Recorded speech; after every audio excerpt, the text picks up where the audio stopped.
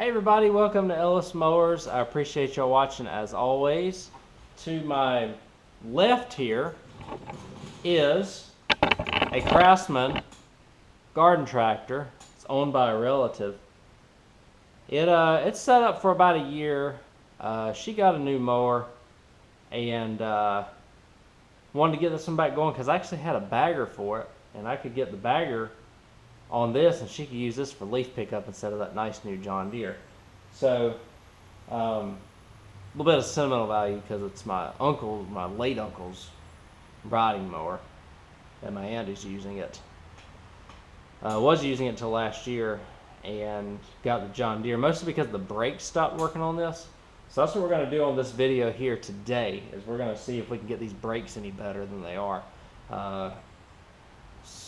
Different setup than the typical Craftsman LT1000 lawn tractor type deals. So we've got a little bit to do. I'll show you the brakes and show it cleaned up. So far what I've done is I basically just freed up the blades from where they had sat for a while, and essentially charged the battery, replaced the positive cable, and put gas in it, and the thing runs. So that's good. It's got the Kohler Magnum 20.5 on it. So, and this one's the high-low transmission as well. So that's what's going to cause us to have a little bit more trouble getting the brakes going than a regular lawn tractor, where they're just on the bottom right that you can get to them really easily. So let me show you what we're working with, and I'll get everything off. We'll inspect everything, clean everything up, put it back on. All right, let's go ahead and get started. If you have any questions, feel free to reach out to me, Ellis at ellismowers.com, or ellismowers09 on Instagram and Facebook.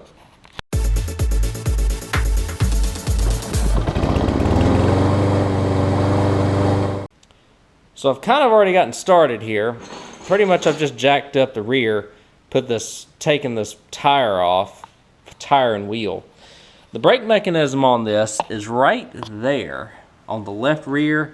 This panel right here actually houses the transaxle as well, so it's not really the easiest panel to get off of this. So what we're going to do, I have to take this bar off right here, which is a 9/16. We have to take that nut that's tightened all the way down right there and get it off. So we've got a little bit of work to do there. There is an access port to loosen the caliper spring, I suppose. Of course, it's like a T25, and I stripped it out because it's been rusted there so long. And also, I didn't realize that it was unidirectional, so I was trying to tighten it and loosen it. Looks like we have 7/16 holding the caliper on right here, and on the inside somewhere right here. Everything's just kind of all gunked up and stuff, so I think I just got to free all this stuff up to get it going again. So let me get the tools that I need. What I'm going to do is do the slow, painful process. I've got to use a crescent wrench. 9/16 crescent wrench, which is behind me here. And pretty much what I have to do is just take the crescent wrench and go like this, because I do have a ratcheting, but I don't have the best ratcheting. So I'm going to first off take that nut off, and then we'll take the caliper off. Alright, let me show you where we're at. Nothing missed too much. I was able to get this nut off. You have to use the wrench or ratcheting wrench until you can get a deep well on it. That is some pretty deep threads there. And then the 2 bolts, 1/2 inch. I got one of them. Both of them are better to get from the bottom than the side when you have this off. So now we're at the point we're taking the caliper off. And that. Alright, so we've got the caliper off. We'll drop it. Let's see. So we're dropping some hardware while we're at it. But we'll drop we'll literally drop the caliper under there. So it looks like what we have is a spacer here, and the brake pad was right here somewhere. I saw it earlier, or just a second ago. Maybe the brake pad is toast on it, I don't know. But that's what we've got. We've got the spacer and then the brake pad, alright? So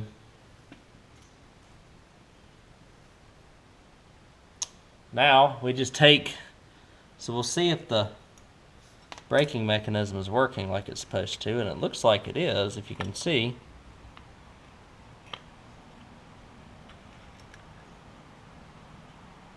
If you push it in, you can see that it's braking like it should.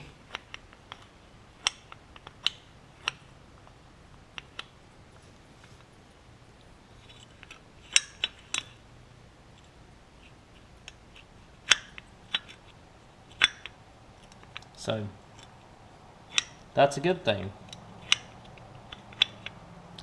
So we'll keep on working here, and number one, probably find a brake pad, because it almost looks like this is down to the metal. And number two, we'll put it back together. Alright guys, I got this thing on the bench. Kind of in a dilemma here, but so y'all know the situation about this. I tried to drill, or tried to use a, angle grinder to try and knock that to where I could knock it loose. Not really happening. So we're going to go for option 2 here. And all that is just put a washer in between the caliper disc, or the caliper, and the metal spacer here. So that's what we're going to do. Put the brake pad on after it. And what that allows is for space for the caliper to squeeze in and out.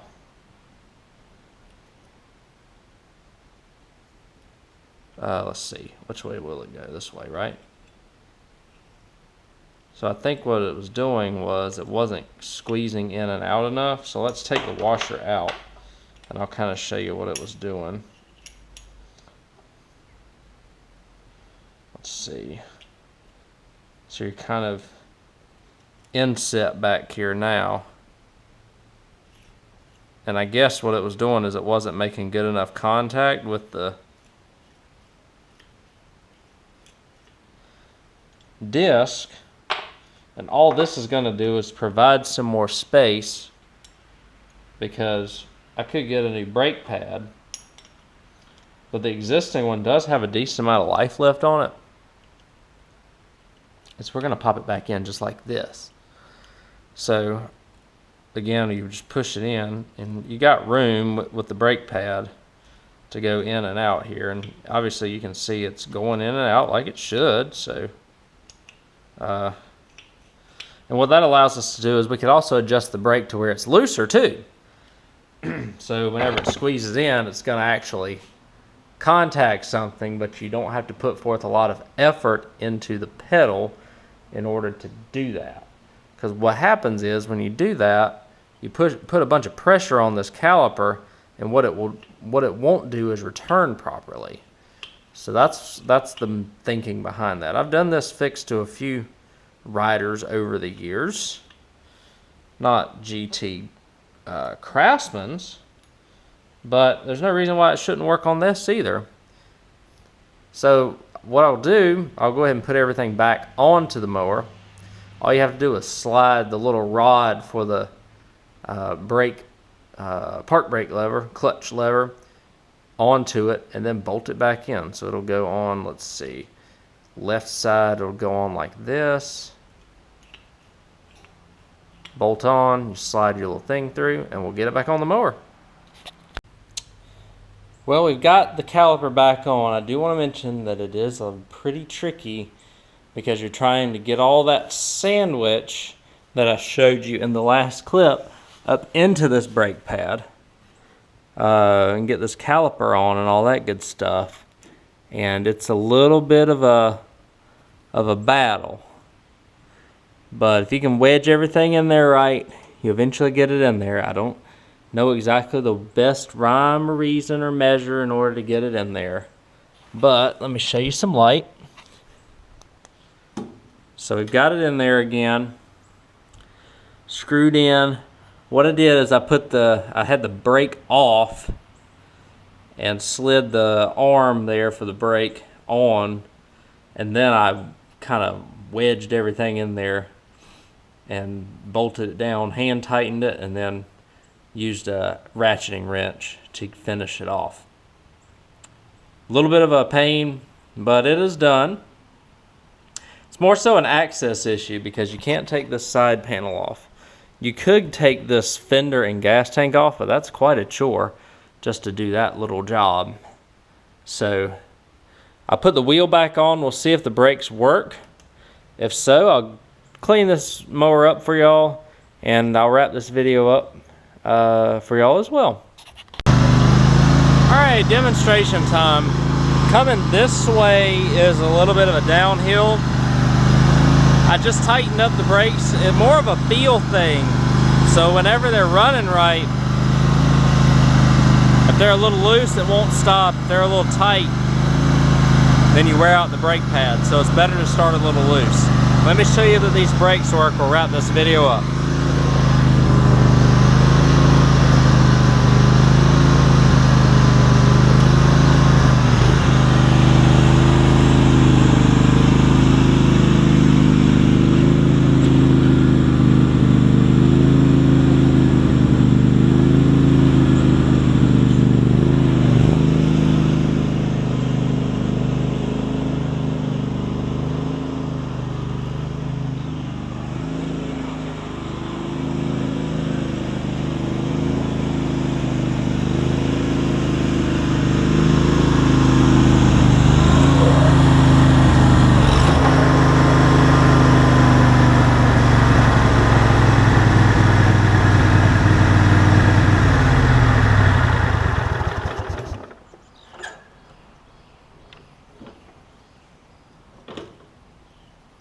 Thing right here stops better than most cars now. So that washer, what it did is it spaced out the brake pad a little bit and gives it a little bit more life instead of having to replace the entire brake pad. So now the operative is it's running, cutting, driving, stopping. Let's see if I can explain this to you as good as I can when you're trying to adjust the brake. So what you want to do is you want to have it in neutral with the brake off, and you want to be able to roll it just like this, right? But then when you push the brake on, you want it to stop.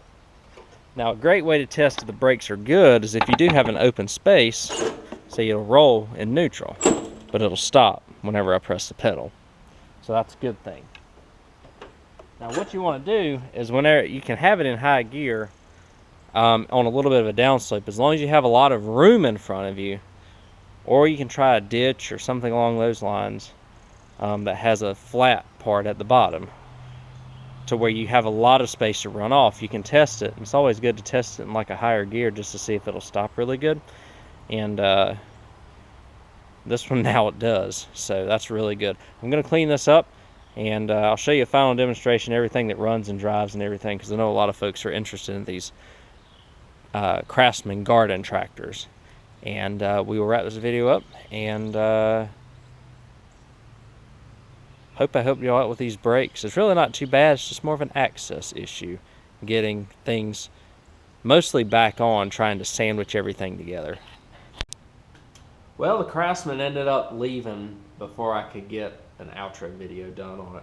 However, I will show you a picture of how it cleaned up. It cleaned up fairly nicely, I would say, and is now back to my family member's home, ready for service again. Really happy with how everything turned out with that. I don't know where I left y'all off last because it has been a little while since I shot that last clip, but I ended up having to put a left side deck bearing in it. I don't remember if I showed y'all that that worked or not. But where it had been sitting there for about a year and a half, it just kind of rust welded all the bearings and blew out one of them when I got everything freed up. But put that bearing in, it's running, cutting, driving, stopping. That's the biggest thing. Doing what it needs to be doing. So the washer trick worked really well when it came to that brake pad. If you have an issue with trying to get that adjustment Torx bit to where it doesn't come off, that washer is a good way to space out that brake pad, give you a little bit more life in it. So it worked out awesome. That thing, as soon as I hit the brake, it stops the wheels suddenly and will stop on a dime. Now it's awesome. So cool to work on that. The first one I have had here in the garage with the high-low transmission and all that good stuff. So cool experience, or an experiment, so to speak, too. Have another GT out there in the backyard. I hope that I can get to here in the winter time before the spring hits. It just kind of depends on what comes in. We'll see. But thank y'all again for watching. I hope y'all learned something in this video, and hope you enjoyed seeing a Craftsman GT with the high-low transmission, because they are starting to get a little bit more scarce, especially the ones that are in working condition. So thank y'all again. If you have any questions, feel free to reach out to me, Ellis at ellismowers.com, or at ellismowers09 on Instagram and Facebook. If you notice, the lighting is much better in here as of the last few videos.